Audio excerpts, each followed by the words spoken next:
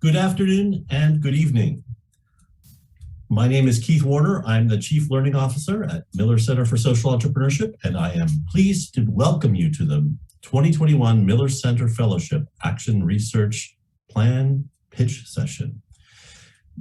The Miller Center Fellowship is the flagship campus engagement program of our center, and with it we recruit the high potential, ambitious, social impact-minded juniors and provide them a mentored 9-month fellowship in social entrepreneurship and action research. So these fellows have completed their first quarter and they are now going to present their research plans, which they will conduct over the summer and then complete in the fall. And you will hear from 16 fellows and 8 teams. I want to acknowledge the essential help of Spencer Arnold, who is my collaborator who makes all of this technological magic take place and take form. So I'm now going to pass this over to Stephen Carroll, who is my collaborator as the academic director of the fellowship, and he's going to serve as MC for this event. Stephen? Thank you, Keith. The first team we're going to hear from today is Access Afya.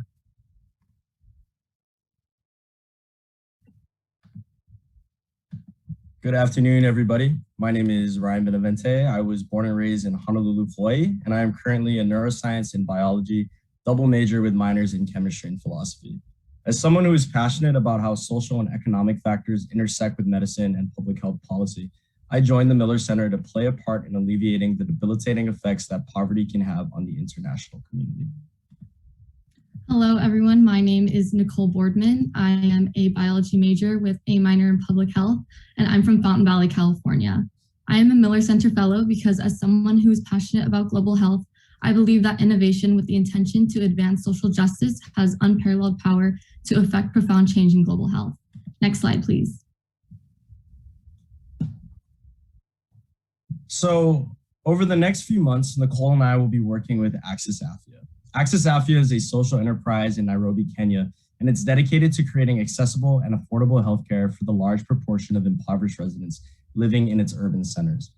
In most places in sub-Saharan Africa, healthcare is either inaccessible due to expensive pricing and a lack of clinics and personnel in certain areas, or is low in quality due to fraudulent doctors, illegitimate practice, and poorly run government hospitals. Access Afya has done an excellent job currently in upsetting this unjust equilibrium that currently exists through its inclusive model of care that specifically targets the underserved, providing affordable care without a drop in quality. Currently, Access Afya seeks to expand their accessibility model by integrating technology and expanding their reach through telemedicine and virtual consultation. So this is where Nicole and I fit into the picture. Access Afya has 2 major needs. Number 1, they need a greater understanding of the major customer segments that use their telemedicine service. And number 2, they need new ways of converting prospective patients to actual consultations and eventually long-term subscribers. Next slide, please. So being the data-driven enterprise that they are, Access Afya has collected significant quantitative data on metrics such as drop-off rates, timestamps, analytics on digital marketing strategies, retention and conversion rates, customer satisfaction scores, and much more. We will begin our research by first analyzing this large pool of data to gain preliminary insights that will guide us into the next phase of our research activities, which will be to obtain qualitative data through surveys and interviews with Access Afya beneficiaries. By analyzing our survey data and reviewing customer testimonies, we hope to determine how engagement can be maximized by tailoring user experience to align with specific needs of customer segments, as well as identify factors that influence Access Afya's target market towards or away from utilizing their services. We hope that our research deliverables will not only provide answers to Access Afya's statements of need, but also have a lasting impact on the way the enterprise interacts with their customers and fosters patient relationships. Next slide, please. Our first deliverable will take the form of a customer engagement study.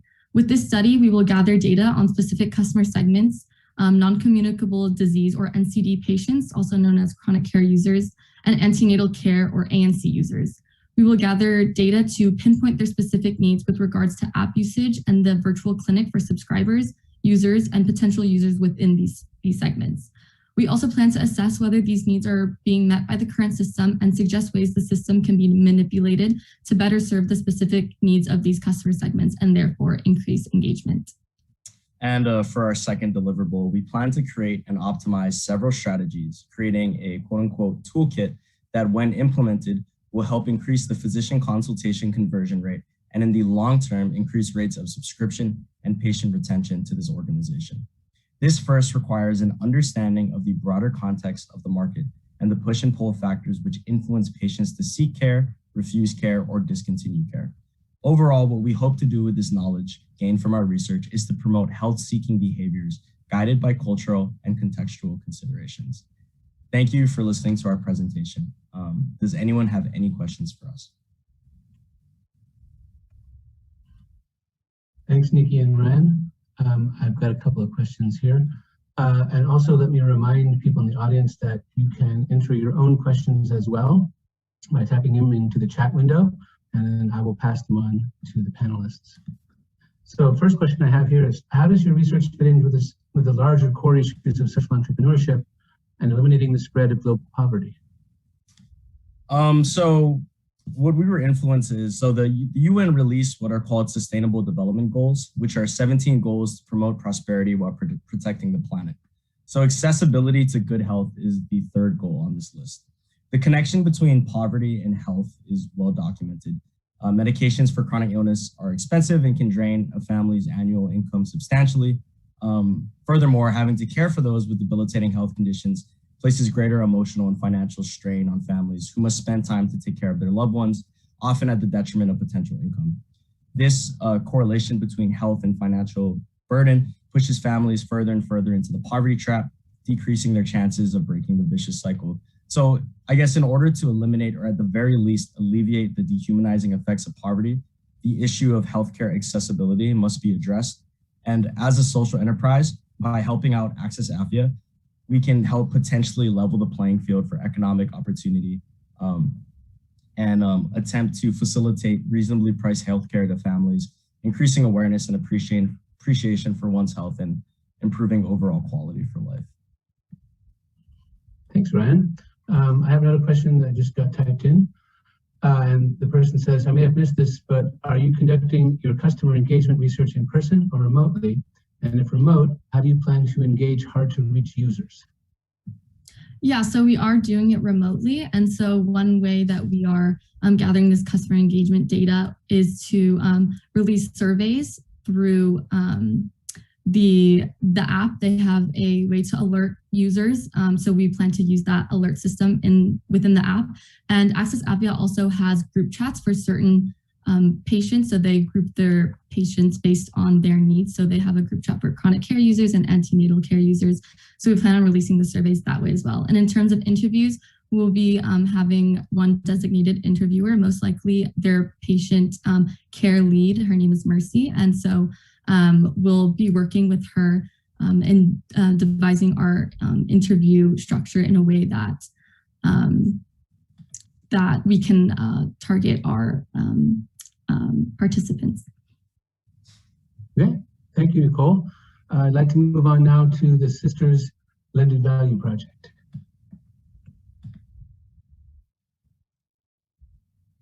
Good afternoon. My name is Molly Flood, and I'm a religious studies and sociology major with a minor in sustainability from Corpus Christi, Texas. I'm a Miller Center Fellow because I would like to do my part to be a part of the change necessary to create sustainable change that uplifts the voices of women in my own community and around the world. And hello, my name is Brooke Rose, and I'm an environmental studies and sociology double major with a minor in Spanish from El Dorado Hills, California. And I'm a Miller Center Fellow because I want to do my part to alleviate environmental injustice. Next slide, please. Something important to note about our research project is that we are going to be working with two separate but closely related social enterprises, the Sisters Blended Value Project and Eggpreneur. The Sisters Blended Value Project is a project of the Association of Consecrated Women in Eastern and Central Africa, also known as AQUECA. The project works to transform the ministries of Catholic sisters into social enterprises to alleviate poverty in their own communities by targeting women and youth. Using the Eggpreneur business model, the project hopes to scale their poultry farm social enterprises to achieve maximum impact in their communities. Therefore, the Sisters Blended Value Project needs a curriculum to teach sisters in spiritual formation the skills of entrepreneurial thinking, financial literacy, and poultry farming. Next slide. And Eggpreneur, the other social enterprise we are going to be working with this summer, is based in Kenya and works in rural communities to build sustainable egg farming ventures that help families end the cycle of poverty.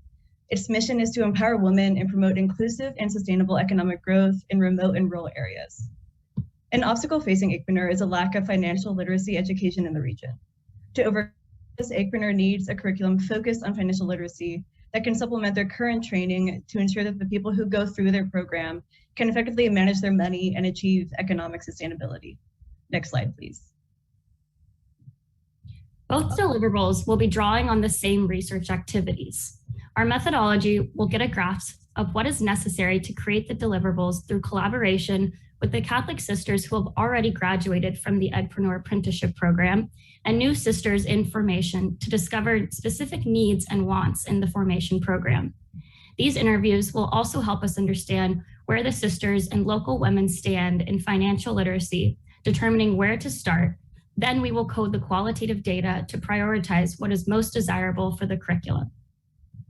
And then the next step in our research activities would be to host virtual workshops with the sisters information and the local women in the community to test out the curriculum and modules that we've created so far and get any feedback on how to make it more engaging or see if there are any new topics that we need to cover. This will lead us into the final step of our action research project, which is developing the curriculum for the Sisters Blended Value Project and Eggpreneur. Next slide, please. Our final deliverable for the Sisters Blended Value Project will integrate the skills of entrepreneurial thinking, financial literacy, and poultry farming into personal spiritual development and leadership skills into the congregation charism. And then our final deliverable for Eggpreneur differs from that for the Sisters Blended Value Project because we are not creating an entirely new product, but rather looking for ways to supplement existing curriculum that is used in their training and apprenticeship programs. We will specifically focus on financial literacy, developing an incremental progressive learning journey to help local women become skilled in this area and transfer numeracy and financial literacy skills into household and business finances. Having confidence in these areas will aid these women in running their own successful poultry farming enterprises and gain confidence in themselves. Thank you so much for listening to our presentation, and we are happy to answer any questions that you may have. Thank you, Brooke and Molly. First question, what is a congregation's charism? So a congregation charism is a term used to describe the founding vision of a religious congregation that addresses a particular need of society to live in Jesus's example. The charism for these participating congregations is achieving social justice by lifting their community out of poverty, using sustainable business models focused on disrupting the unjust equilibrium that hinders human flourishing. Thank you. And second question, can you please explain qualitative data coding and its purpose in your research? So we will be utilizing qualitative data as our methodology of collecting data because we will be using interviews and small discussions and workshops with the Catholic sisters and local women.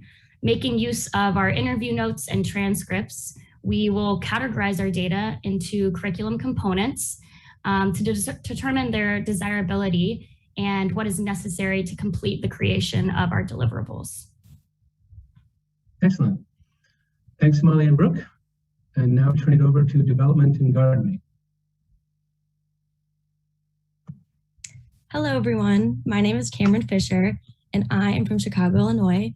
I'm a marketing major with a minor in sustainability, and I wanted to be a Miller Center Fellow because I believe that social entrepreneurship has a unique power to make sustainable change through its focus on understanding community needs and creating innovative solutions based on these needs. And hello, my name is Maggie Menendez. I'm from Avon, Connecticut. I'm an individual studies major with a minor in art history.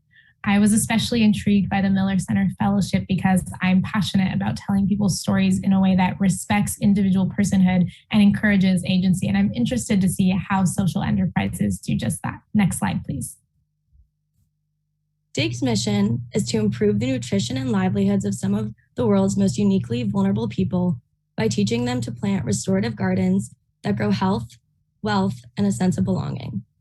At the center of this mission is finding solutions that will best suit the needs of the individuals that DIGS works with, meeting communities where they are at, and designing their programs accordingly.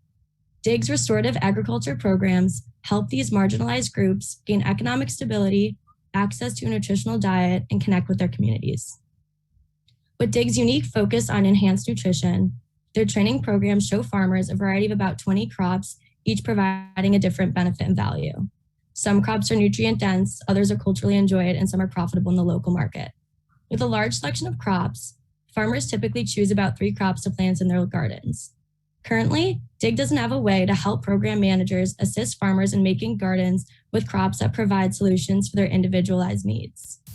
DIG's impact will be maximized by having a nutritional tool that can effectively match a farmer to an archetype, and knowing the needs of that archetype, recommend the crop selection most beneficial to that farmer, providing crop recommendations on a unique and individual level.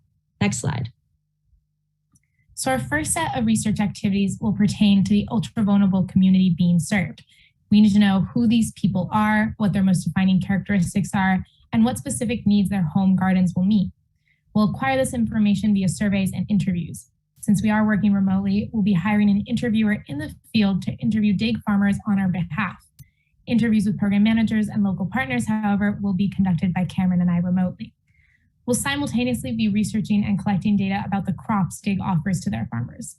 We'll be researching their nutritional benefits, as well as the financial value in the local market and the social customs surrounding that crop.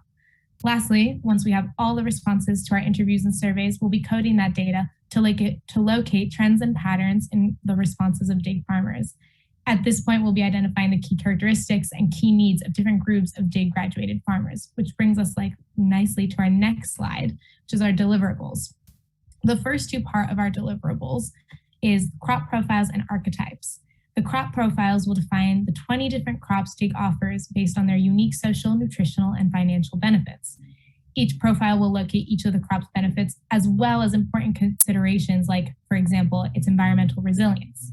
The archetypes will define characteristics and needs of various farmers. In order to categorize, we'll need to examine each of the surveyed farmers' characteristics, for example, family size, nutritional status, financial status, alongside their most pressing needs.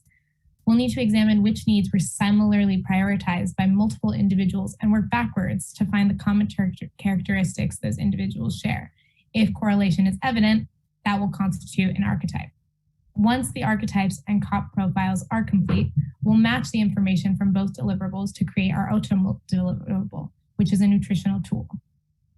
This nutritional tool will provide specific crop recommendations based on the needs defined in the archetypes and the benefits provided in the crop profiles. By combining the information of the archetypes and crop profiles, we will be able to make connections for specific needs of the farmers. Our final step in our project will be finding a way to display and distribute the tool that will be most effective to the program managers and the farmers. Unlike other organizations' programs, which are not specific enough to the unique needs of the beneficiaries, DIG adapts its programs for the climate, cultural norms, and nutritional benefits of each of the communities they serve.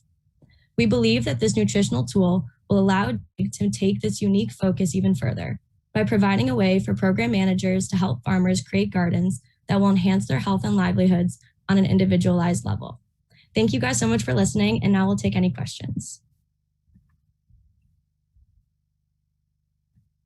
So first question I've got here, how will you identify farmer archetypes ethically in a way that makes sense for the local context of different countries and regions without overgeneralizing? This is a great question. One thing that's really important to note is that though DIG is working in 3 different countries, Cameron and I will only be completing this entire project and all this research for 1 location and leaving DIG with the structure to do the same for their other 2 locations in the future if they choose. Really for that reason precisely, to not overgeneralize. Our archetypes are also kind of going to be tested through group interviews we'll be grouping people based on recommendations from program managers as well as local partners, which is local partners are either hospitals, schools, people who understand the needs of the community being served. And then those archetypes will kind of be tested in group interviews so that within a group interview context, if people feel that their needs are too different from the others in that group, we will then diverge and make 2 separate or 3 separate or whatever, however many new archetypes are needed. Excellent, thank you. And the second question, you already answered the first part of it, which is that you're not surveying all the questions that DIG is working in. So any thoughts about the differences that you're going to face across these 3 countries that DIG works in? Yeah, that's a good question. I think in the beginning phases, we're going to be kind of talking to each program manager and kind of feeling out the differences. And kind of our hope at the end of this is we're going to have this solution, hopefully for this one program. And by being able to, in the beginning, work and hear from the different programs, maybe work towards either next year's fellows or going forward, being able to kind of scale it and hopefully use our solution for other areas. And it's important that we do understand the needs of the other areas as well, so we can keep that in mind when we're creating our final deliverable to make that transition hopefully easier going forward if that's something that DIG chooses to use. Hi, my name is Kate and I'm an economics and political science major from Yarmouth, Maine. I'm a Miller Center Fellow because it will allow me to combine my academic interests regarding economic development and public policy to positively impact real beneficiaries.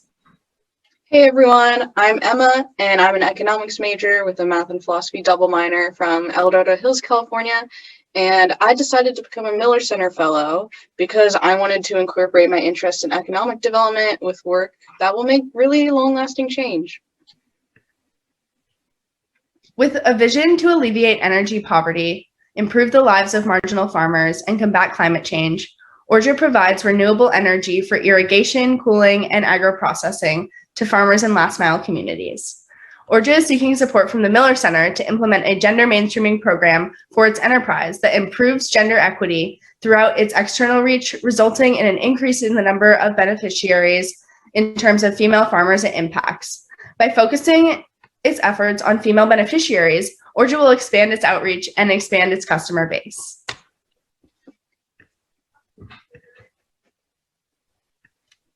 Okay, so to gather the necessary information for formulating our deliverables, we will need to complete a literature review of best practices, create an interview process, and work with people on the ground in India so that they can conduct these interviews.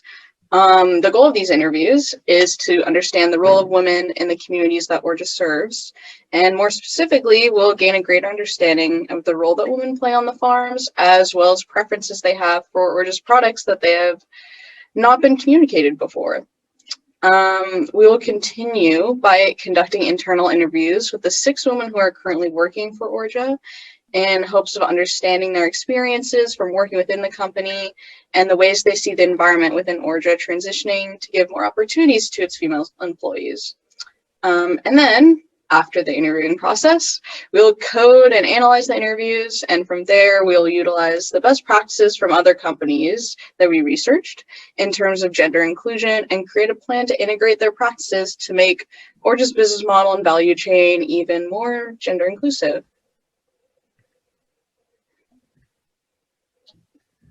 Our final deliverable will be 2-pronged. We will meet OORJA's need for gender inclusion by creating 2 documents that will lay out exactly how the organization will increase gender inclusivity in every facet of the company.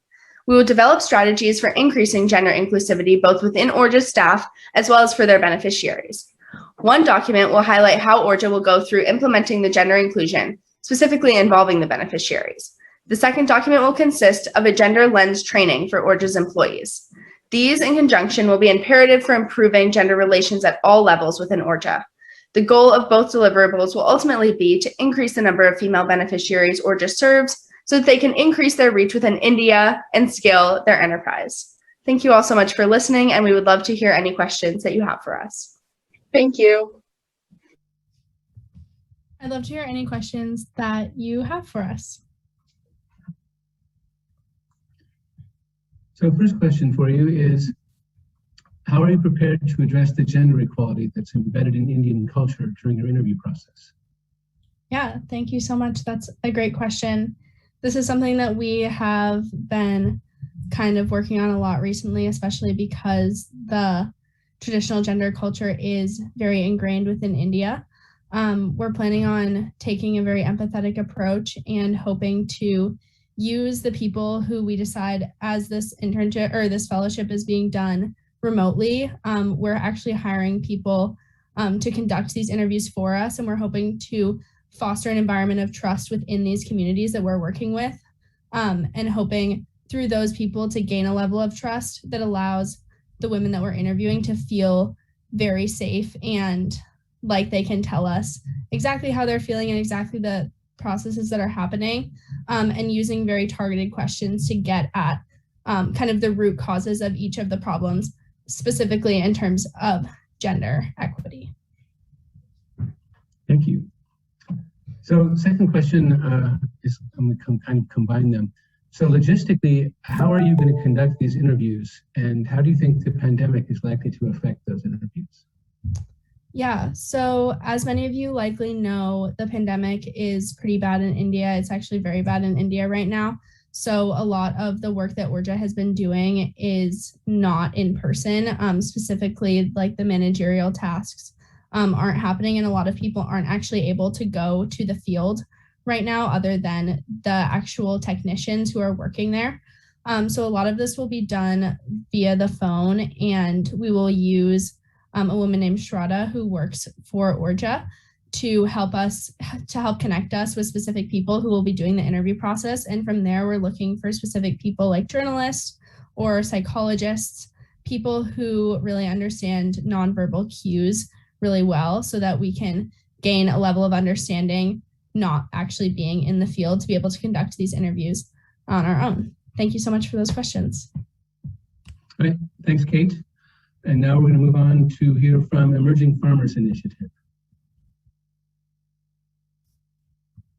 Hi, everyone. My name is Will Gagan, and I am a rising senior from Richmond, New Jersey, majoring in environmental science and religious studies.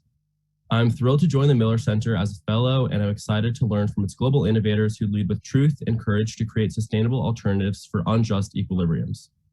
I truly believe in social entrepreneurship's ability to create a more climate resilient world, and I can't wait to get started.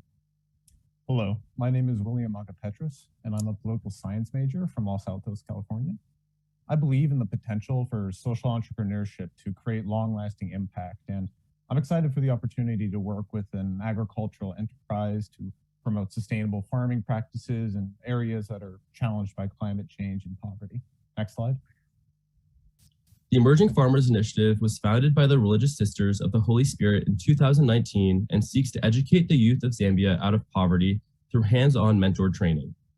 The program specifically targets secondary school dropouts in rural Zambia, allowing them to create alternative opportunities for meaningful employment.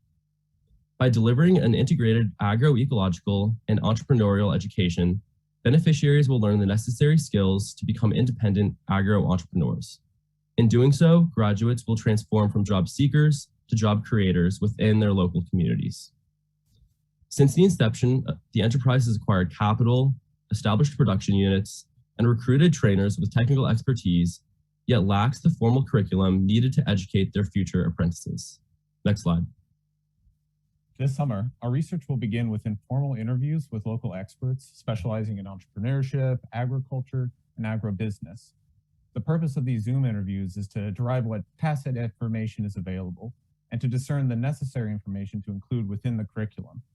We'll also have to organize this information and ensure that we can effectively communicate it to those with limited education. We will also review existing curriculums from similar case studies and evaluate their advantages and disadvantages to identify the best practices to be adapted for EFI. We will then take these findings and discuss them with the aforementioned local experts to see if other social context-specific adaptations can be made for the intended audience in Zambia. And then using the determined local expertise and best practices, we will create a framework for EFI's curriculum, which will be used across all 6 production units taught at the program. And then these research activities will culminate with the development and compilation of a comprehensive EFI curriculum toolkit. Next slide. Our ultimate deliverable will consist of the EFI curriculum ensuring that the sisters have the formalized material required to begin the recruitment of apprentice cohorts. The curriculum will also then be organized by chapter for each unique production unit, consisting of poultry, pigs, fish, maize, vegetables, and orchards. Each chapter will be created with specific learning outcomes in mind and a means of assessing information retention. The curriculum toolkit will be an effective formalization of the informal, tacit knowledge of local experts into an easily communicable and teachable format. Moreover, the curriculum will be cognizant of the limited education of its intended beneficiaries, meaning that the content will aim to be simple without compromising on the value offered. Thank you all for listening. And are there any questions for our presentation? Thanks, Will and William. I've got a question here. It says a general question for all. So you get to be in the hot seat this time.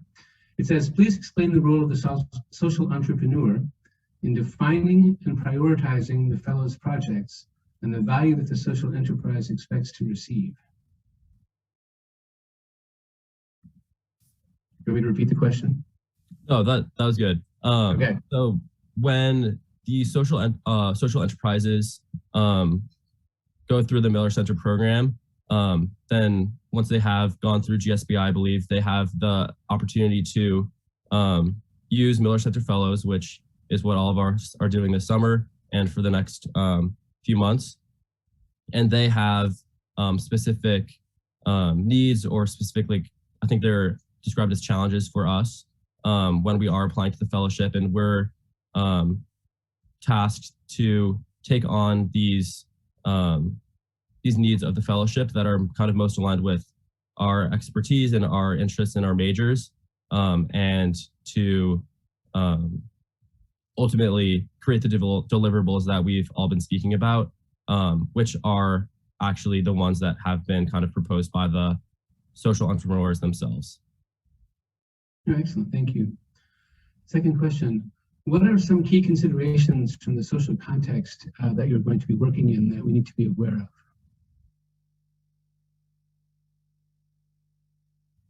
A few of the things that we need to consider one in particular is the oral culture in Zambia. And this particularly pertains to the education systems that they have there, wherein when considering how we're going to create an EFI curriculum, we need to understand that bank knowledge or kind of lecture-based education systems aren't necessarily going to be the ideal format. And again, we must consider that the intended audience for the program are those with limited education. And so we need to be aware that as part of that oral culture, we need to have hands-on, trainer-based approaches to it. And as well, we need to recognize that the information we need is available, but part of the job is going to be cognizant of that and to then be able to formalize and organize that information into something that is tangible and is material. Excellent. Thank you very much. Thanks, William and Will. And now I'd like to hear from nemocare. Hi all, my name is Caitlin Toth, and I'm thrilled to be introducing myself and my host social enterprise to you today. I'm originally from San Diego, and I currently study biology and Spanish. This presentation is to share the ways I will be advocating for social justice through the learning and application of business skills and strategies. I am humbled and grateful to address unjust equilibria within India's healthcare sector this summer. Next slide, please. nemocare is a social enterprise based in Hyderabad, India. They have dedicated themselves to the use of design thinking principles to build life-saving technologies that will transform the way healthcare is delivered. nemocare's product is a monitoring device and software for premature babies. With this, they envision ending all preventable neonatal and maternal deaths in the developing world, starting with India. To do this, they must first address two specific needs. The first is that India's COVID situation and inefficiencies in traditional field data collection processes inhibit nemocare's ability to reach key audiences and collect data that informs their product positioning. The second challenge is how to navigate the transition of nemocare's business into a cost-benefit structure. A crucial aspect of this pivot involves entering the public sector to scale up sustainably. Next slide, please. To address these needs, I will start by building an understanding of relevant past research through a literature review. Knowing what questions have already been asked and answered allows me to identify the challenges and unstudied areas that exist for people looking into similar topics. I'm especially interested in what methodologies have been used for reaching populations in crisis, or those who are at a distance from necessary services. Then, the focus will be shifted towards data compilation and collection. Information learned from the literature review will be combined with nemocare's usability studies, surveys, and interviews. I will then perform data analysis and create design-informed hypotheses. This process has an overarching goal of finding and understanding what pieces are needed for nemocare to meaningfully reach two different audiences. The first is healthcare workers and community stakeholders. The second is India's central government and thereby beneficiaries in the public sector. After evaluating results and getting feedback, I will prepare a presentation that reports results, as well as creating two deliverables. Next slide, please. The first deliverable is a multi-channel roadmap for reaching key audiences. The COVID context in India hugely exacerbates the existing struggle to reach key audiences. A roadmap, quote unquote, will provide a strategic framework for engaging target audiences and getting crucial feedback. This deliverable will answer the following questions. How does one establish a channel in crisis? How do you incentivize vulnerable and non-vulnerable populations? And lastly, how can we make this engagement as efficient and meaningful as possible? This roadmap will catalyze results nemocare can receive and inform the way nemocare positions their products. The second deliverable is a health technology assessment report that is used to systematically evaluate the properties, effects, and impacts of a healthcare technology, especially in India. My focus will reside primarily on two components, health impacts and economic impacts of nemocare service.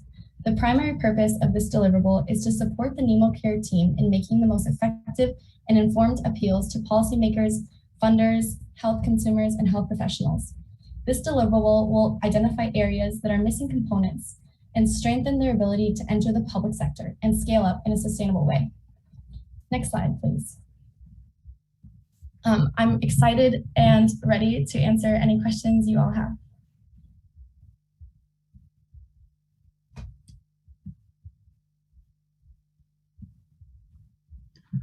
Thanks, Caitlin. First question. How does entering the public sector help nemocare expand the potential impact? Yeah, so the public sector is pretty crucial because moving from private to public lets nemocare reach different economic and geographical groups. So by entering the public sector, nemocare can serve beneficiaries who go to public clinics. And those are more so vulnerable populations and more likely to be in relatively disadvantaged regions. Okay, thank you. And why do you call your first deliverable a roadmap? That's a great question. So like an actual roadmap that you might use when you're driving, I'm hoping to provide an approach and essentially a set of concise directions. So like a driving roadmap, when we used to have physical ones, a roadmap acknowledges that there are a variety of paths to take, but suggests the most efficient and viable way to get somewhere. So I'm hoping that with this, nemocare will be able to catalyze the work that they have going on at the end of this year, so at the end of 2021, as they do in-field work and collect survey material. Excellent. Thank you so much, Caitlin. Yeah. Now we'll turn it over to New Cafe. Hi everyone, my name is Serena. I'm a biology and public health student from Fremont, California, and I'm excited to have this unique opportunity to work as a Miller Center Fellow to enact social change in communities across the globe. Hi, my name is Nicholas Rowan. I'm a finance major from Santa Rosa, California, and I'm excited to have the opportunity to meet a Miller Fellow and learn about the intersection between enacting sustainable social change and the development and growth of social enterprises. Next slide, please. So New Cafe is an umbrella coffee farmer organization based in Uganda. Through their unique farmer ownership model, New Cafe directly provides agricultural resources and training to local Ugandan farmers to ensure that they are not taken advantage of by middlemen and large businesses who hope to profit off of their crops. New Cafe's mission is to establish a sustainable, market-driven system of coffee farmer enterprises and organizations, which are empowered to enhance entrepreneurship and innovation. So New Cafe has had tremendous success in their efforts to improve the quality of life of their farmers They've, at this point, recorded an 87% increase in farmers' income on average. Despite this success, New Cafe is cognizant that there is a disparity with other farmers outside the network of support. So New Cafe is seeking to expand this network of support so that it encapsulates more farmers across a range of different cash crops across East Africa. In terms of the second statement of need, New Cafe wishes to deepen their level of support by offering training centered around financial literacy and social entrepreneurship to encourage the development of an entrepreneurial mindset. In essence, the goal is to create a curriculum that acts as a entrepreneurial pipeline to increase the business success of farmers and social entrepreneurs who partake in the curriculum. Next slide. To help New Cafe achieve these goals, Nick and I will be conducting various research activities throughout the next few months. We first will be conducting literature research and review of different learning methods to ensure that our training curriculum will draw away from the traditional and ineffective banking model of learning that can be found in many educational institutions across Uganda today. We then will be reviewing the current training materials New Cafe has in place while working with New Cafe representatives to conduct interviews and assessments to explore how successful and effective these materials have been with local farmers in the past. We'll be looking at farmer income levels and agricultural data to assess the real-world impact these materials have had over the years. After conducting this initial research and assessment process, we'll start developing our curriculum as well as various assessment tools that can be used by New Cafe in the future to evaluate our training curriculum. Next slide, please. So we will have 3 separate deliverables, the first of which is our updated training curriculum. This will be containing consolidated farming and sustainability techniques, and it'll be universalized to enable it to be transferred across different cash crops. And it'll also include the financial literacy elements as well as the social entrepreneurial elements. The second deliverable will be our teaching curriculum, aimed at helping the teachers effectively transition from the traditional banking model to a more participatory learning-based model. And lastly, we have our assessment tools aimed at measuring the overall effectiveness of the new curriculums so that can be compared to the current curriculums. And from this point, just update and make it even more efficient. This will be done through qualitative surveys and quantitative assessments surrounding crop yields and income levels, just like Serena was just saying. Next slide. And with that, we would love to answer any questions. Hey, excellent. Thank you, Serena and Nick. First question, what will distinguish your curriculum from the curriculum New Cafe already has in place? Yeah, that's a great question. So New Cafe's current training materials have more of a focus on coffee farming and agricultural practices. So Nick and I will be specifically working to expand those modules that are already in place while adding more training focused on financial literacy and how to really build and grow a social enterprise in East Africa, which can be applied to many different fields beyond agricultural. Excellent. And how will the updated curriculums help New Cafe expand beyond coffee into other cash crops?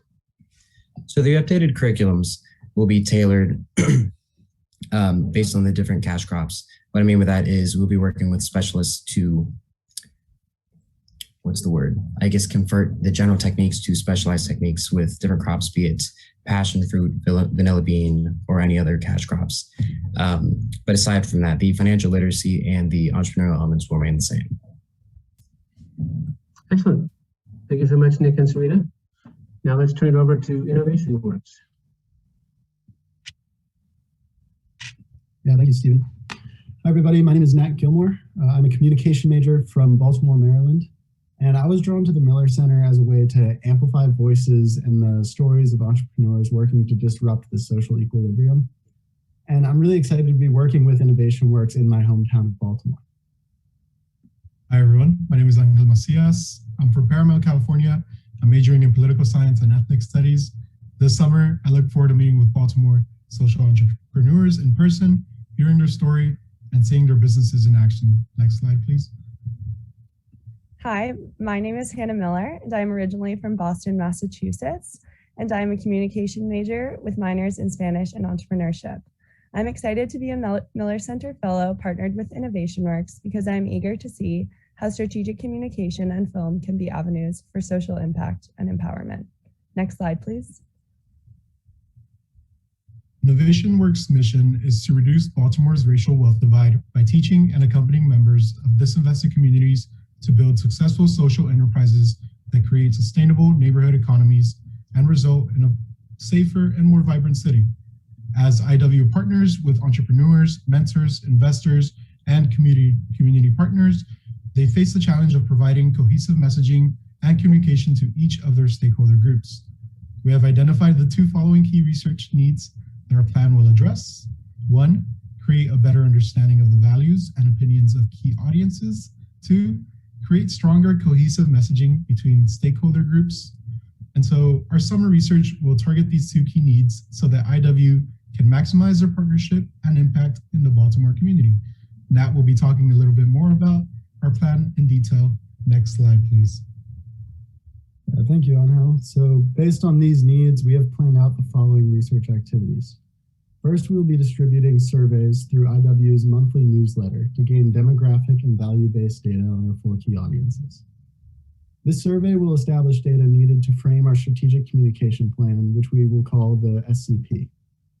Next, the virtual interviews with IW team members and social entrepreneurs will help us to understand the stories and perspectives of Innovation Works. Third, we have the unique opportunity of getting to do work in Baltimore. So we will conduct face-to-face interviews with the same individuals whom we have met over Zoom. We will film these interviews so that they can be the framework for our documentary that will profile IW's work in the Baltimore community. These steps combined will allow us to become the most informed canvas possible to provide IW cohesive storytelling and communication with their stakeholder groups, which Hannah will explore in the next slide, please. Yes. So as you can see, the data we collect from surveys and interviews will frame the creation of our 2 deliverables, the strategic communication plan and the documentary. A strategic communication plan has 5 key sections: audience profiles, objectives, strategies, evaluations, and timeline. Our plan will focus on assessing the current levels of engagement of IW entrepreneurs and mentors, and it will also provide us strategies for how to better engage and communicate with these audiences in the future. Our second deliverable is our documentary work. We'll be creating 1 to 3 videos that will tell the mission and story of IW through the lens of the entrepreneurs and communities they partner with. Ultimately, we want to position the documentary as a working element of our strategic communication plan.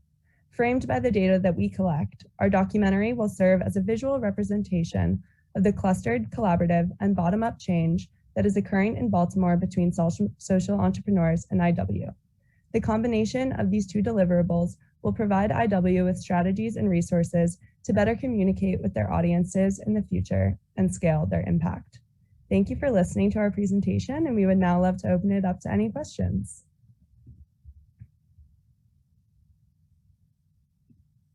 Thanks, Hannah, Angel, and Nat. First question I have here is, what are you most looking forward to for the in-person portion of this fellowship? I think that we are most looking forward to being able to actually get to meet members of the community and entrepreneurs face to face, because we think this will really help support the stories and mission that we are trying to tell through the documentary and strategic communication plan, and will really help us to get a better understanding of the values and perspectives that guide the entrepreneurs and communities that work with IW. Thank you. Second question, what is a social enterprise accelerator? Yeah, I could take this. So the role of an accelerator is to assist social entrepreneurs in developing sustainable business models, which will lead to social impact. Once social enterprises begin working with Innovation Works, they enter into a pipeline of 5 stages. 1, ignite, ideate, create, grow, and scale. Throughout each stage of this pipeline, entrepreneurs will engage with mentors and IW employees to develop and obtain expertise in entrepreneurship. Through partnership with SCU's Miller Center, IW uses the Miller Center's GSBI Boost curriculum as a key resource for supporting social entrepreneurs in developing their business models. All right, thank you. And Nat, I guess you get the last question. What do you think is going to be the most difficult thing in your project about telling their story? Yeah, so something that we've been thinking about a lot coming into this is we want to make sure that we lead into all of these communities with respect. Since we are outsiders, we anticipate a certain amount of skepticism that we'll receive, especially when we're coming in with a camera for interviews. So we want to ensure that our documentary is providing a canvas for IWB partners to share their voices. We want to make it very clear that we are not the storytellers here. We exist to support them in having the agency to communicate their own story. Excellent. Thank you very much. And now I'd like to ask you all to give a big round of applause, virtual or not, for our fellows and for the projects that they've been working on this summer.